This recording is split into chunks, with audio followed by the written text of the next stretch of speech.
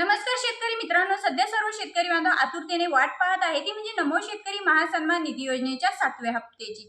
शेतकरी मित्रांनो, सोशल मीडियावरती असं सांगितलं जात होतं की रक्षाबंधनच्या मुहूर्तावरती नमो शेतकरी महासन्मान निधी योजनेचा 7वा हप्ता हा शेतकऱ्यांच्या बँक खात्यामध्ये जमा होणार आहे। तर आज आहे रक्षाबंधन आणि व्हिडिओ सुरू करण्यापूर्वी आपल्या सर्व युट्यूब फॅमिलीला रक्षाबंधनच्या खूप खूप शुभेच्छा। शेतकरी मित्रांनो, जसं की आता आपल्याला सांगितलं जात होतं की रक्षाबंधनच्या मुहूर्तावरती शेतकऱ्यांना नमोचा 7वा हप्ता भेटणार आहे। तर मग तो खरोखर भेटणार आहे का, याचबद्दलची सविस्तर अपडेट आपण आजच्या व्हिडिओमध्ये जाणून घेणार आहोत। तर मी कविता आणि आपण पाहताय शेती योजना।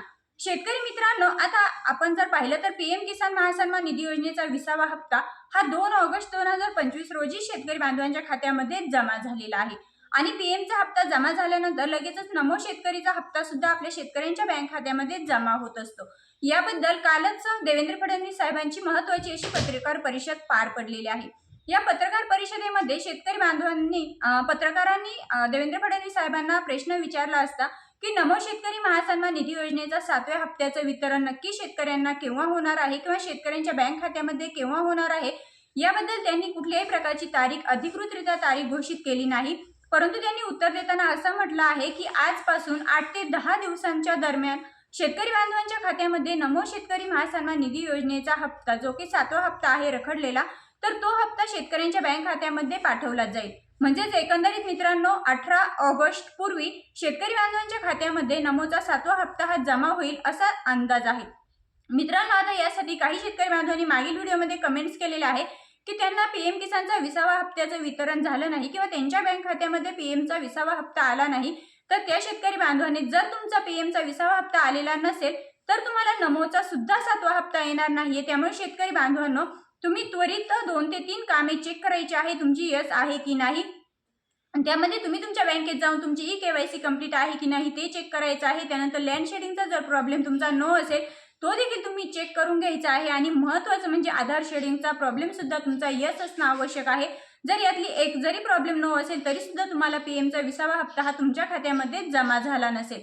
मित्रांनो, आता ज्या शेतकरी बांधवांना पीएमचा 20वा हप्ता जमा झाला त्या शेतकरी बांधवांनी काहीही करायची गरज नाहीये, कारण त्यांच्या बँक खात्यामध्ये आपोआपच नमो शेतकरी महासन्मान निधी योजनेचा 7वा हप्ता हा जमा होणार आहे।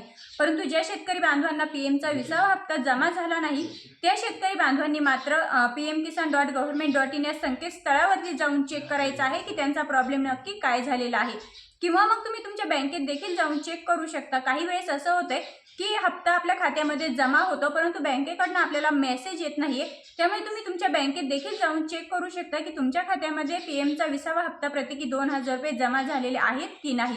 मित्रांनो, आता शेतकरी बांधवांचा महत्त्वाचा प्रश्न आहे की नमोचा 7वा हप्ता हा 2000 रुपयांचा येणार की 3000 रुपयांचा येणार।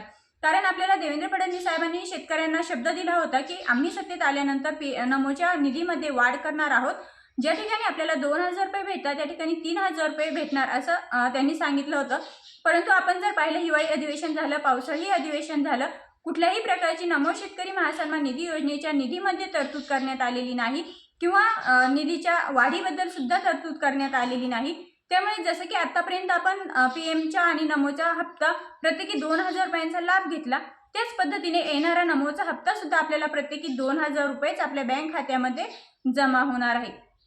शेतकरी मित्रांनो, एकंदरीत आपण जर विचार केला तर नमोचा हप्ता रक्षाबंधनला येणार नाही, तर तो 18 ऑगस्ट पूर्वी म्हणजे 18 ऑगस्ट पर्यंत शेतकरी बांधवांच्या खात्यामध्ये कुठल्याही दिवशी जमा होऊ शकतो। एकंदरीत अधिकृतरित्या तारीख कुठल्याही प्रकारची घोषित करण्यात आलेली नाही, परंतु असा अंदाज आहे की 18 ऑगस्ट पूर्वी शेतकरी बांधवांच्या बँक खात्यामध्ये नमोचा 7वा हप्ता हा नक्कीच जमा होऊ शकतो। त्यानंतर तुम्हाला कोणकोणती कामे करायची आहेत, तर ज्या शेतकऱ्यांनी 20वा हप्ता त्यांना त्यांच्या खात्यात जमा झालेला आहे त्यांना काहीही काम करायची गरज नाहीये, त्यांच्या खात्यामध्ये आपोआप नमोचा 7वा हप्ता येणार आहे।